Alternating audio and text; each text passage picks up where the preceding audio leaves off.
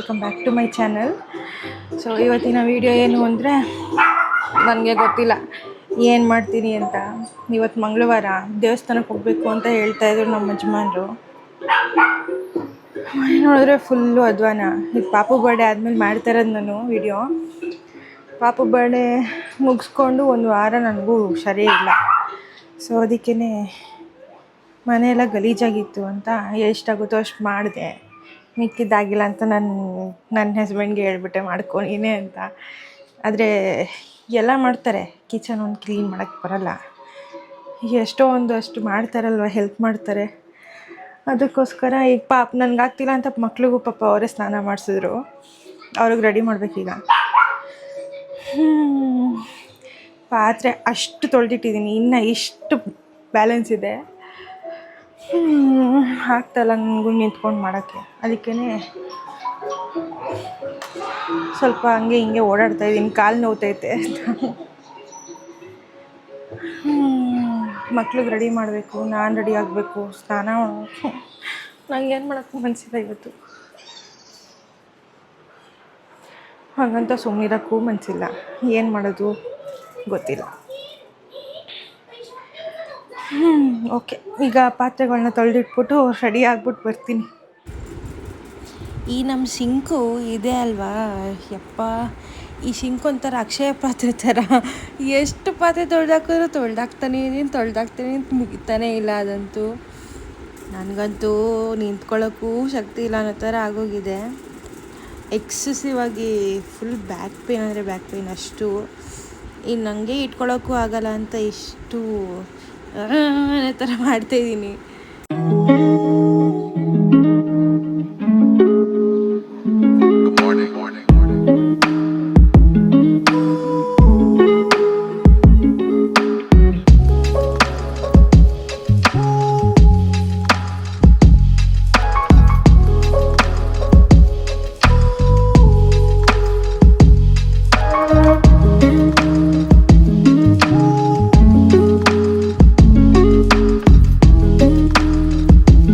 Finally ಅದನ್ನ ತೊಳೆದಾಕೋಷ್ಟು half an hour ಆಯಿತು ನನಗೆ. ಹಾಗೆಯೇ ಕಿಚನ್ನು ಹಾಗೆ ಕ್ಲೀನ್ ಮಾಡ್ಕೊಬಿಡೋಣ ಅಂತ ಕಿಚನ್ನು ಕೂಡ ಕ್ಲೀನ್ ಮಾಡ್ಕೊತಾ ಇದ್ದೀನಿ. ಸ್ಟವ್ ಎಲ್ಲ ಕ್ಲೀನ್ ಮಾಡ್ಕೊಳ್ಳೋವಾಗ ಪ್ಲೇಟ್ಸ್ ಎಲ್ಲನೂ ಈ ಅಲ್ಲೇನಾದರೂ ಕಾಯ್ಸೋಕ್ಕಿಟ್ಟಿದ್ರೆ ಆವಾಗ ಇವಾಗ ಹುಕ್ಕಿರೋದು ಎಲ್ಲ ಇರುತ್ತಲ್ಲ, ಅದಕ್ಕೆ ಅದನ್ನು ಕ್ಲೀನ್ ಮಾಡಿಕೊಂಡು ಜೊತೆಗೆ ಟೈಲ್ಸು ಕೂಡ ಕ್ಲೀನ್ ಮಾಡ್ಕೊಬಿಡ್ತೀನಿ ಆಗಿಂದಾಗ್ಲೇ. ಇಲ್ಲಾಂದರೆ ಆಗಲ್ಲ ನನ್ನ ಕೈಲಂತೂ. ಮಿಕ್ಕಿರೋದು ಯಾವುದಾದ್ರೂ ಅಲ್ಲಿ ಇಲ್ಲಿ ಇರುತ್ತಲ್ಲ ಪೆಂಡಿಂಗ್ ಇರೋ ಒಂದು ಪಾತ್ರೆಗಳು ಏನಾದರೂ ಸರಿ, ಅದನ್ನು ತೊಳೆದಿಟ್ಬಿಡೋಣ ಅಂತ ಎಲ್ಲ ತೊಳೆದಿಟ್ಬಿಟ್ಟು ಸಿಂಕೆಲ್ಲ ಕ್ಲೀನಾಗಿ ವಾಶ್ ಮಾಡಿಟ್ಬಿಟ್ರೆ ಸಮಾಧಾನ ನನಗೆ. ಆವಾಗಲೇ ಕಂಪ್ಲೀಟ್ ಆದಂಗೆ ಅನ್ಸೋದು. ನೋಡಿ ಎಷ್ಟು ಪಾತ್ರೆ ಇದೆ ನೋಡಿ ಅಲ್ಲಿ. ಜೊತೆಗೆ ನಮ್ಮ ಕಿಚನ್ನ ಯಾವ ಥರ ಕ್ಲೀನ್ ಮಾಡಿದ್ದೀನಿ ನೋಡಿ. ನಮ್ಮ ಮನೆಯವ್ರು ಹೆಂಗೋ ಮಕ್ಕಳಿಗೆ ಸ್ನಾನ ಮಾಡಿಸಿ ಇಟ್ಟಿದ್ರು, ಅವ್ರನ್ನ ಈಗ ರೆಡಿ ಮಾಡಬೇಕು. ನೋಡಿ ಅವ್ರು ಯಾವ ರೇಂಜಿಗೆ ಆಟಾಡ್ತಾರೆ ಅಂದರೆ, ನೋಡಿ ಅವರ ವಾದ ವಿವಾದಗಳನ್ನು.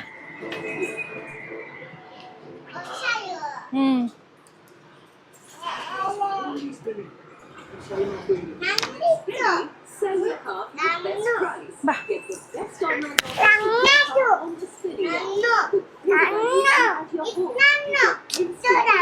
ಅಯ್ಯೋ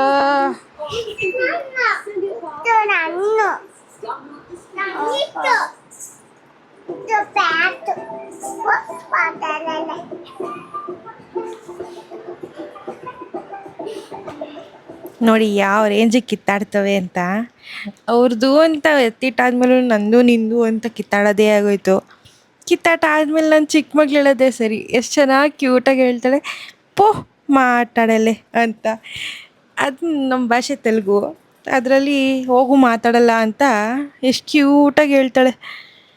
ಅದಾದಮೇಲೆ ಅವಳನ್ನ ರೆಡಿ ಮಾಡಿಸೋ ಅಷ್ಟೊತ್ತಿಗೆ ಒಂದೊಂದು ಹುಡುಕಾಟ ಆಡಿಸ್ಬಿಡ್ತಾಳೆ. ನನಗಂತೂ ಫೈನಲಾಗಿ ಕೂತ್ಕೊಂಡೇ ಬಿಟ್ಟೆ ನಾನಂತೂ. ಆಗಲ್ಲ, ಇವು ಹೆಂಗೆ ಆಡ್ತಾರೆ ಅಂದರೆ ಯಪ್ಪ, ಅವ್ರನ್ನ ಹ್ಯಾಂಡಲ್ ಮಾಡೋಕ್ಕೆ ಒಂದು ಎನರ್ಜಿ ಎಲ್ಲ 1000 ಎನರ್ಜಿ ವೋಲ್ಟೇಜ್ ಎನರ್ಜಿ ಬಂದ್ರೂ ಸಾಕಾಗಲ್ಲ ಅವ್ರ ಹತ್ರ. ಹಾಗೆ ನೋಡಿ ಯಾವ ರೇಂಜಿಗೆ ಡವ್ ಮಾಡ್ತಾಳೆ ಅವಳು ಅಂತ. ಇವಳನ್ನ ಮಾತ್ರ ಆ್ಯಕ್ಟಿಂಗಿಗೆ ಸೇರಿಸ್ಬಿಟ್ರೆ ಅವಳು ನಿಜವಾಗ್ಲೂ ವಿನ್ ಆಗಿದ್ದಾಳೋ ಇಲ್ವೋ ಗೊತ್ತಿಲ್ಲ. ಅವಾರ್ಡು ಇಲ್ಲ ಪ್ರೈಸ್ ಏನಾದರೂ ಕೊಡಬೇಕು ಅಂದರೆ ಕೊಟ್ಬಿಟ್ಟು ಮೊದಲು ಇಲ್ಲಿಂದ ಹೊಂಟೋಗಮ್ಮ ನೀನು ಅಂತ ಅವರೇ ಕಳಿಸ್ಬಿಡ್ತಾರೆ ನಿಜವಾಗ್ಲೂ ನೀನೇ ವಿನ್ನರು ಅಂತ. ಆ ರೇಂಜಿಗೆ ಹಿಂಸೆ ಕೊಟ್ಟಾಕ್ಬಿಟ್ಟು ಅಷ್ಟೊಂದು ಡ್ರಾಮಾ ಕ್ವೀನ್ ಅವಳು.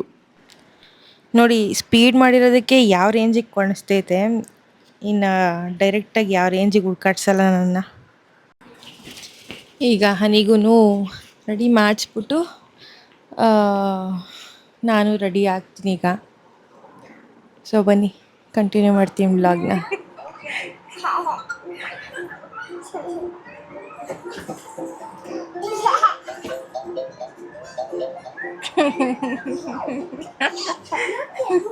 ನಾನೀಗ ರೆಡಿ ಮಾಡಿ ಕೊಟ್ಟಿದ್ದೀನಿ ಪೂಜೆ ಮನೆನ. ನಮ್ಮ ಯಜಮಾನ್ರಿಗೇನೆ ದೀಪ ಹಚ್ಚಕ್ಕೆ ಹೇಳ್ಬಿಟ್ಟು ಒಬ್ಬೊಬ್ಬರು ಒಂದೊಂದು ಗಂಟೆ ಇಟ್ಕೊಂಡು ಅಲ್ಲಾಡಿಸ್ತಾ ಇದ್ದಾರೆ ನನ್ನ ಮಕ್ಕಳು.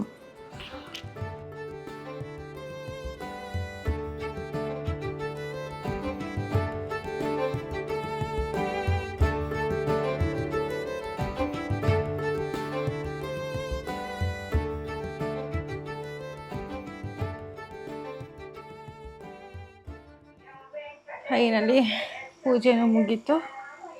ಈಗ ದೇವಸ್ಥಾನಕ್ಕೆ ಹೊರಡಬೇಕು. ನನ್ನ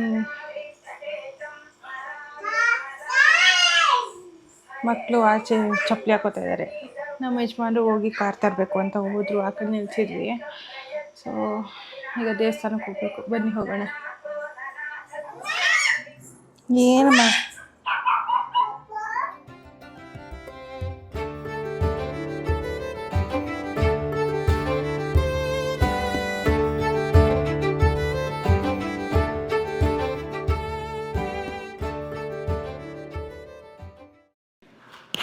ನಾವು ಹೋಗೋಷ್ಟೊತ್ತಿಗೆ ಜಾಸ್ತಿ ಏನು ರಶ್ ಇರಲಿಲ್ಲ. ಹಾಗಾಗಿ ಫುಲ್ ಪೀಸ್ಫುಲ್ಲಾಗಿ ದರ್ಶನ ಮುಗಿಸ್ಕೊಂಡು ಪೂಜೆ ಮಾಡಿಬಿಟ್ಟು ಹಾಗೆ ಒಂಚೂರು ಶಾಪಿಂಗ್ ಮಾಡಬೇಕು ಅಂತ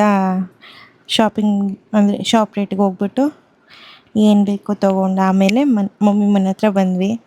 ಇಲ್ಲಿ ಊಟ ಮುಗಿಸ್ಕೊಂಡು ನನ್ನ ತಮ್ಮಂದು ವ್ಲಾಗ್ ನೋಡ್ತಾ ಇವತ್ತಿನ ದಿನ ಎಂಡ್ ಆಯಿತು. ಆಮೇಲೆ ಮನೆಗೆ ಬಂದು ತಾಚಿ ಮಾಡಿದ್ವಿ. ಅಷ್ಟೇ ಇವತ್ತಿನ ವ್ಲಾಗ್. ಸೊ ಸಿಗೋಣ ನೆಕ್ಸ್ಟ್ ವೀಡಿಯೋದಲ್ಲಿ. Until then take care. Bye ಬಾಯ್.